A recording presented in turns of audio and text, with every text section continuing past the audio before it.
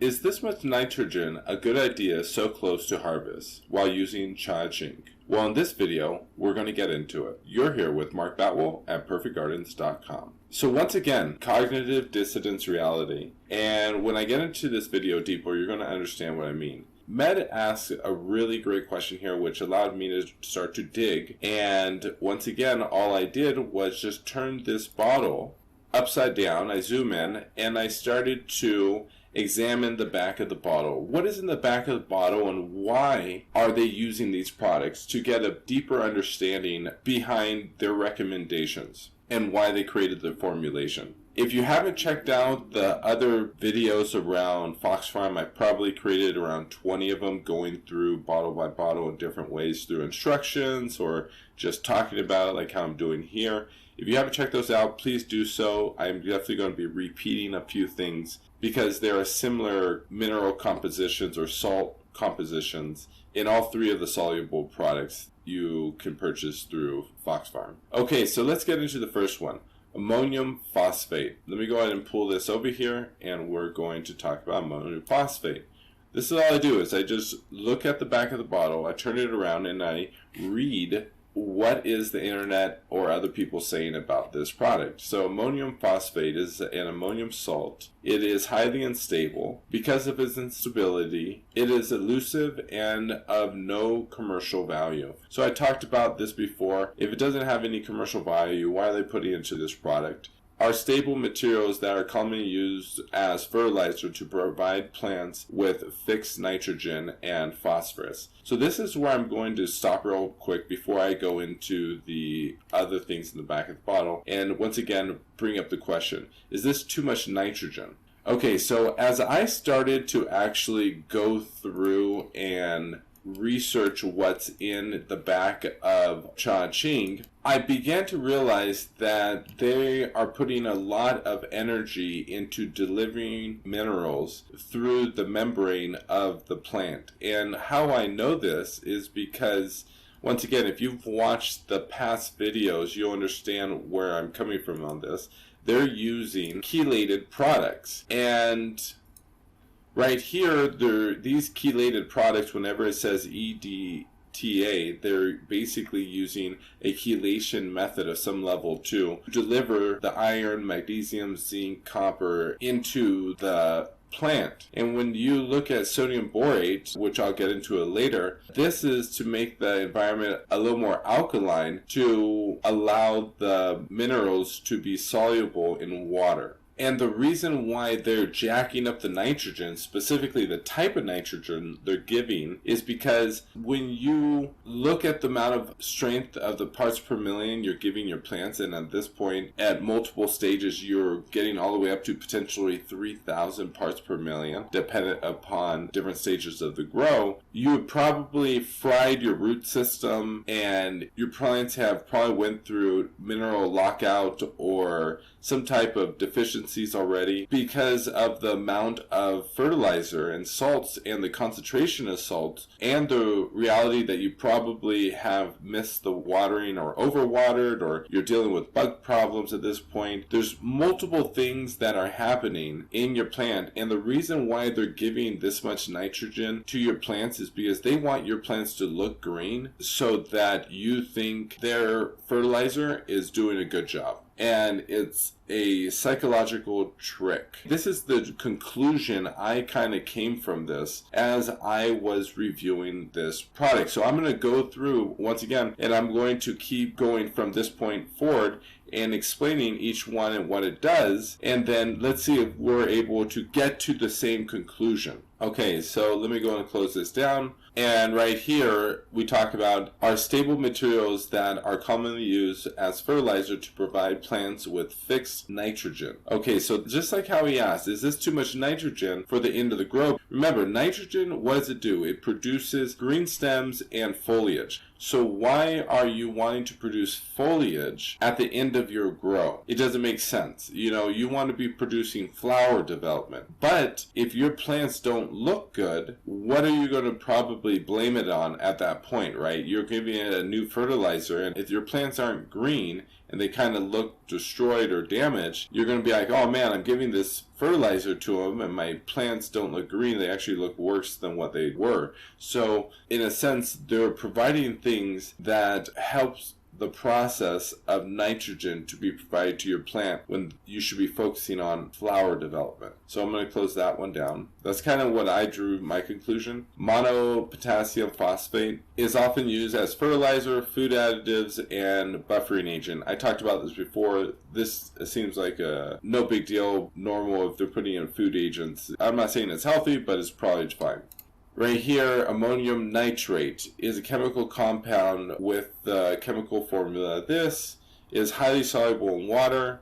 It is predominantly used in agriculture as a high nitrogen fertilizer. Okay, so we've talked about different types of nitrogen, like urea for nitrogen or like a nitrate, and we've talked about a couple things in the raw products about a slow release versus a fast release and how to use fertilizers so your microbiology doesn't shut down completely and kind of have the best of both worlds. So if you watch those videos, this is only going to add into the understanding of how I'm getting to my conclusion. So once again, I've talked about this, a high nitrogen fertilizer. Why are you focusing in on giving a high nitrogen fertilizer at the end of your grow when you need to be focusing on flower development? So now we have, I think, what is this, the second one or third one? That this is the third mineral that's in the back of their bottles where their fertilizers derive from Ching, and two of them are focusing in delivery of nitrogen. They also use this to create explosives. So,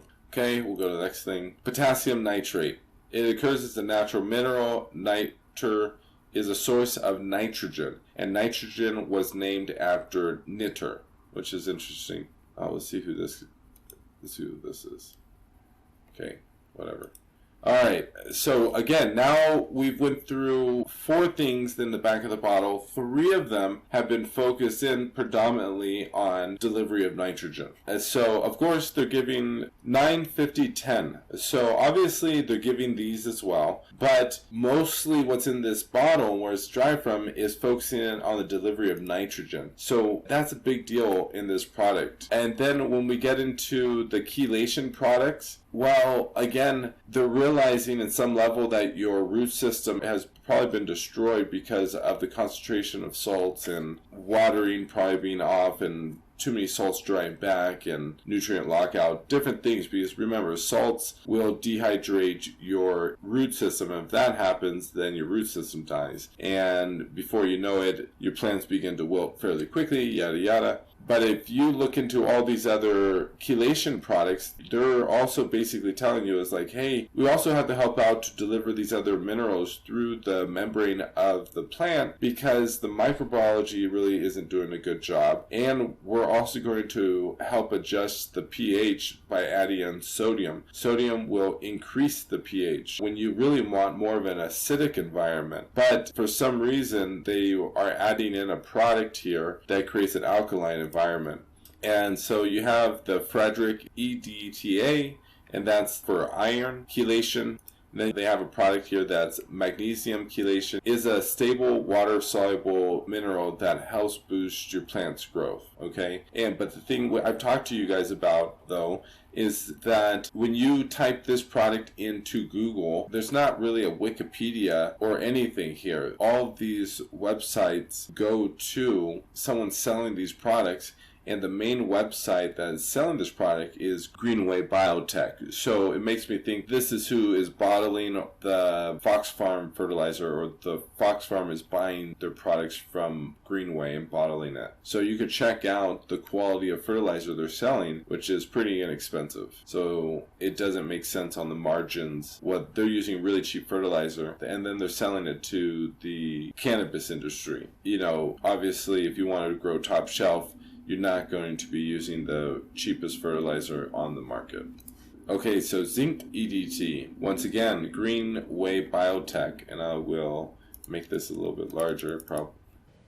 Greenway Biotech. It keeps popping up every time, and there's no Wikipedia around zinc EDTA, which kind of makes me wonder, what is zinc chelation? How is that even produced? Because Wikipedia doesn't have any reference to it. I'm not saying it doesn't exist, I'm just saying Wikipedia has normally something to say, because it always has an opinion. Then we talk about copper chelation. I'm just going to call it chelation. EDT copper is a stable, so this is real.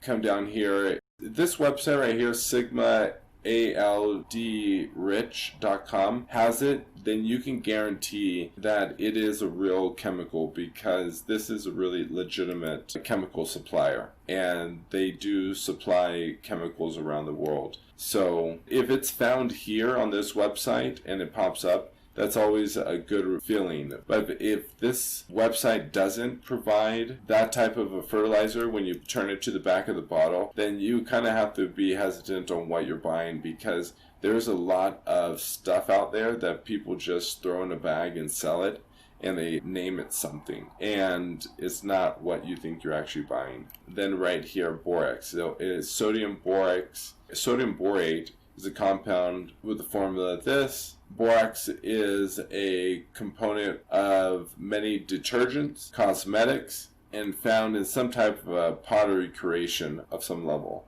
So right here, you have to ask yourself, why is this being put in my fertilizer that I'm giving to my plants at the end of the grow when they need to be focusing in flower development? And I think it's because this borax, it's sodium specifically, increases the pH. This makes it more alkaline, and what happens, it creates a more secretion environment and makes minerals more water soluble in a sense. And I hate to call it water because it's alkaline, a little more alkaline, and whenever you add something into water, water changes. It's very interesting. It just isn't just water anymore. It's water mixed with whatever you add it to.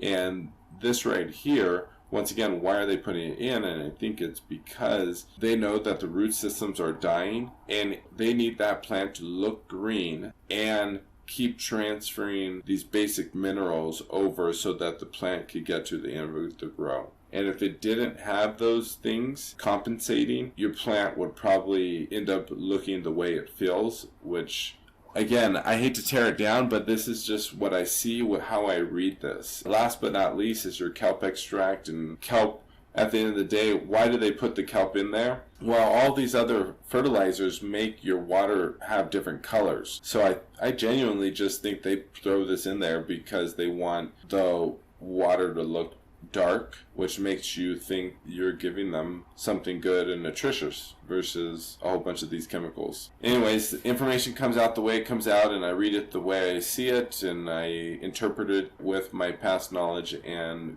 understandings to this industry over the last 10 years. I hope this video was helpful. Please like, share, and subscribe, and all my Patreon buttons for donations are down below if you like this video. Have a beautiful grow, everyone.